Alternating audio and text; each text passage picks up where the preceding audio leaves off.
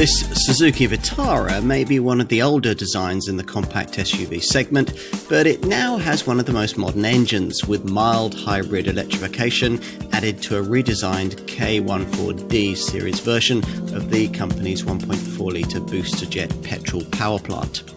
The brand has also taken the opportunity to add extra equipment and standardise a range of camera safety features. And, unusually in this class, there's still the option of a proper lockable four-wheel drive system if you want it. Time to take a second look at this car. The Vitara has a slightly more athletic feel than Suzuki's other compact SUV in this segment, the S-Cross, and that hasn't been appreciably diluted by the marginal extra weight of the additional electrified tech. You may already be familiar with the way that mild hybrid engines work, but just in case not, here's a quick recap.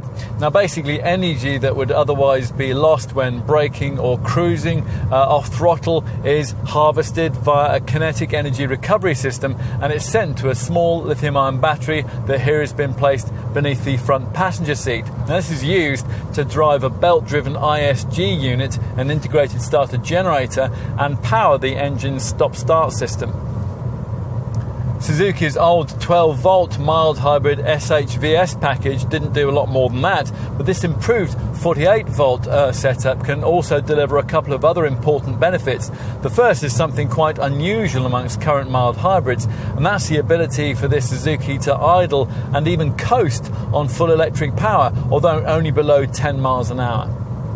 The other fresh benefit here is something supposed to be now quite common amongst mild hybrid models, and that's the ability to torque fill under acceleration to compensate for turbo lag, which is just as well because this Vitara Hybrid's new K14D series 1.4-litre booster jet petrol engine has less power than the unit of the same size it replaces, 127 bhp instead of 138, but there is now a fraction more torque, from 230 to 235 newton meters, and the 62 miles an hour sprint takes 9.5 seconds en route to 118 miles an hour.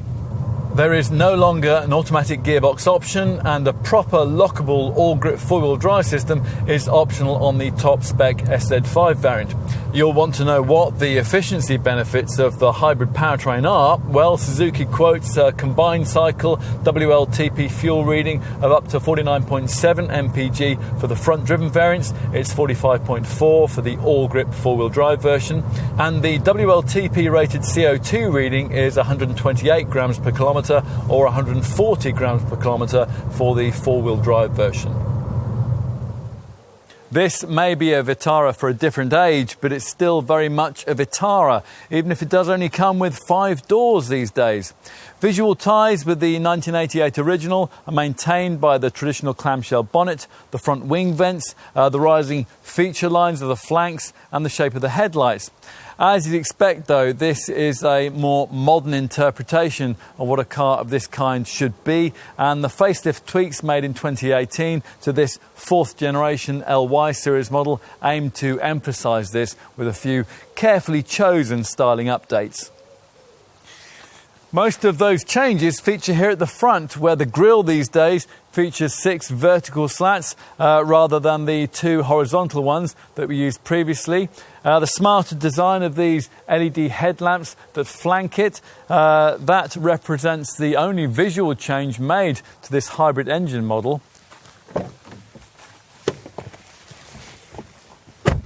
Time to take a seat up front. You sit in a properly commanding high-set position, something which can't be taken for granted on small SUVs these days. To try to improve the interior ambiance, Suzuki upgraded the seat upholstery fabric across the lineup as part of the 2018 facelift, and gave the upper part of the dashboard a smarter soft touch finish.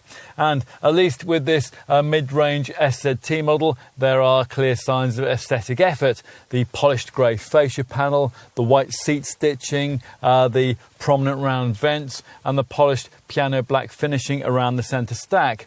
To be frank though, more than that was really needed if Suzuki was going to give this cabin any kind of really premium feel.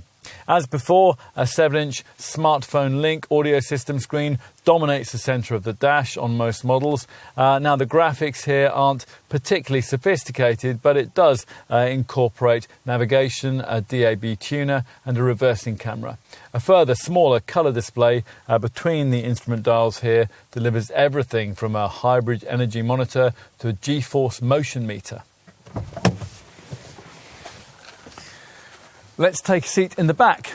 Well, you certainly couldn't call this rear seat spacious, but there is a bit more legroom than you might expect from a compact crossover. Headroom is fine, providing you haven't chosen the top SZ5 variant, which gets a panoramic glass roof and one of the largest it's possible to have in this class of car, and that does rob the ceiling of a few vital millimetres.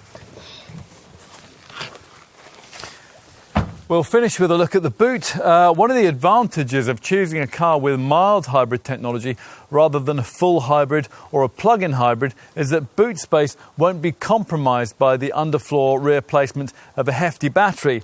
And that's certainly not the case here. Lift the rear hatch and the class competitive 375 litre capacity that the previous non-electrified version of this car could offer has been preserved intact.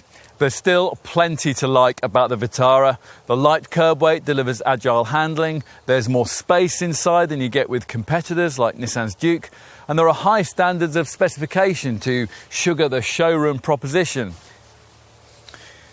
But it's harder to like all of this quite as much at the significantly higher prices that Suzuki needs to charge to cover the expense of the mild hybrid tech. The bottom line, though, is that this car is cleaner, more frugal and better equipped than most of its competitors, and that suggests that this 4th generation LY series design still has plenty of life left in it yet. As we reach the 50th anniversary of the Suzuki 4x4, what we have here is much more of a Vitara for the modern world, and a car that in this form is now just a little more than just a fashion statement.